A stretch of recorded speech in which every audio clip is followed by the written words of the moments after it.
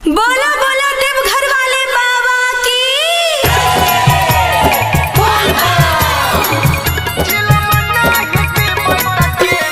DJ Ranjan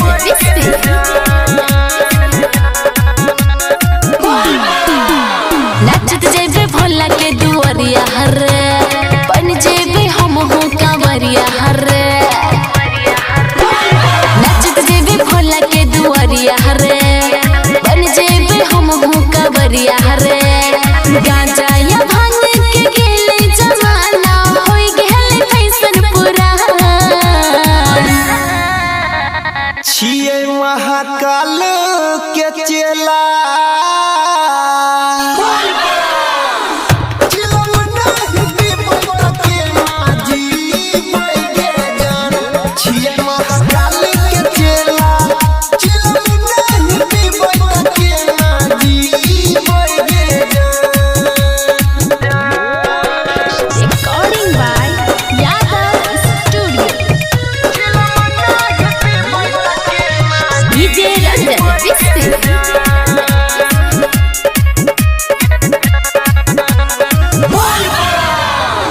लाइगी जे तो ना सहतोरा जइबे भकुआई।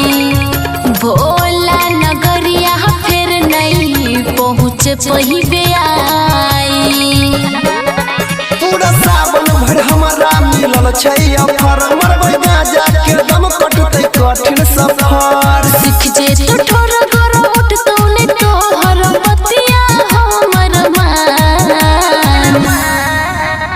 छिए महाकाल के चेला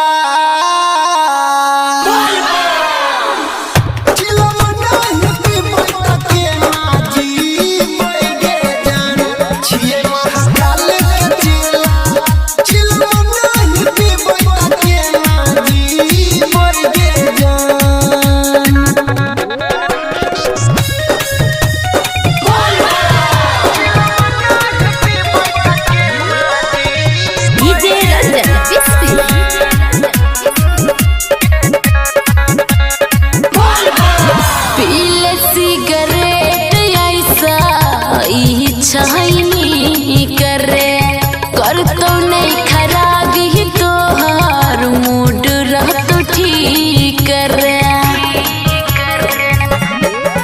हमर गुरु महाराज तीनों लोक के राजा, कोहर भंगिया धाधुर के छै अलगे मजा। अनिल पंकज पर बिन सुनै बोल नै कैना दान। छिए महाकाल के चेला।